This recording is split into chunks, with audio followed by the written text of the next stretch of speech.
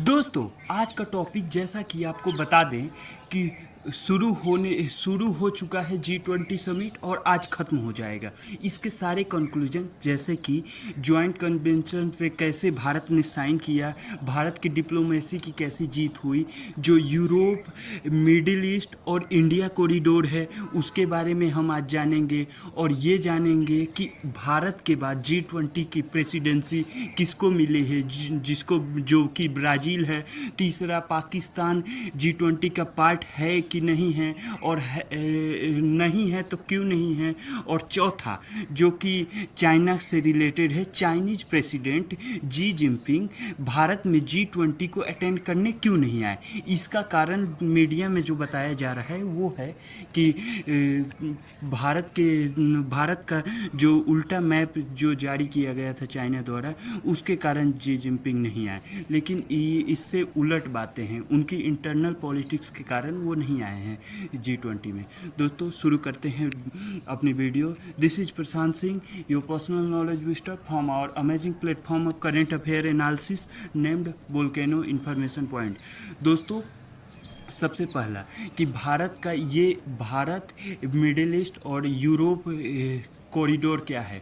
दोस्तों, भारत में आप जानते हैं कि सबसे ज़्यादा युवा भारत में पाए जाते हैं, और यूरोप अब बूढ़ा हो चला है और उसको ज़रूरत है एक न्यू मैन पावर की। तो इसके लिए मिडिल ईस्ट को समेटे, मिडिल ईस्ट जो कि सऊदी अरेबिया, यूएई, इन सब देशों में आता है। ये देश अपनी इकोनॉमी को ऑयल डिपेंडेंस से हटाकर कुछ और आगे और वेरिएशन लाना चाहते हैं। इसमें तीनों ही देश, यूरोप और Saudi Arabia, UAE, Israel, Jordan और इंडिया, इन तीनों के लिए ये अच्छी बात है। दोस्तों, इंडिया से मैन पावर सप्लाई होगा और भविष्य में जो क्लीन फ्यूल जिसे कहा जाता है हाइड्रोजन, वो कहीं ना कहीं यूरोप में सप्लाई करने का प्लान है इंडिया का। ये सप्लाई कैसे होगा, आप मैप में देख सकते हैं।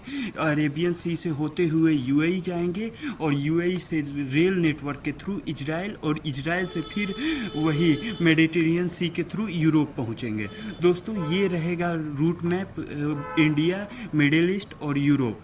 दूसरी बात करते हैं दोस्तों, यहाँ पे केबल नेटवर्क, जो कि केबल नेटवर्क डाटा ट्रांसफ़र में भी काम आता है, उसके बारे में बात की गई है और इसको भी इस्टेब्लिश करने की बात की गई है। दोस्तों, दूसरा टॉपिक जो कि चाइना से रिलेटेड है, वो जी जिनपिंग क्यों नहीं आए। दोस्तों, हाल ही में बीजिंग के पास एक शहर में चाइनीज पॉलिटिशियन, जो कि एक वन पार्टी सिस्टम चलता है, उस पार्टी के सभी लोग एक साथ मीटिंग में आए थे और उसमें जी जिनपिंग को बहुत ही फटकार लगाई थी उनके बुजुर्ग नेताओं ने कि आपके कारण ही 2012 से जी जिनपिंग प्रेसिडेंट पद पे आसीन हैं, तो उनके कारण ही चाइना की इतनी हालत ख़राब हो चुकी है और चाइना पूरी तरह से कोलैप्स मार रहा है इकोनॉमिक रूप से, और दुनिया में चीन की बेइज्जती भी हो रही है, जो कि डेप्ट जाल में फंसकर पाकिस्तान, श्रीलंका जैसे देश अपने प्रॉपर्टी को चाइना के हाथों बेचने में मजबूर हो रहे हैं।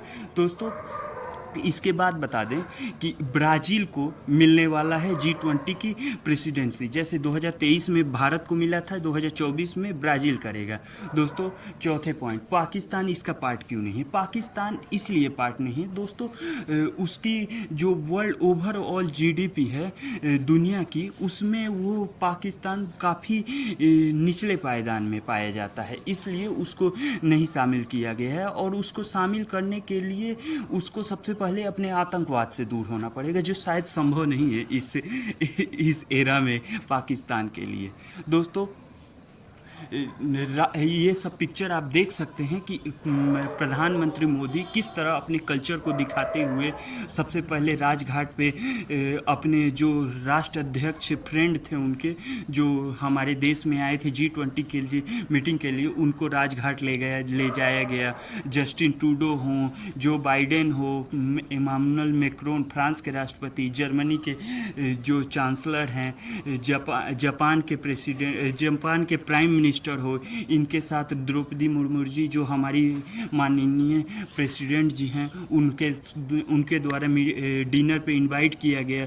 दोस्तों ये हमारा जो G20 का जो प्रेसिडेंसी थी, अब ये समाप्त होने की कगार पे है, अब ये समाप्त हो जाएगा। दोस्तों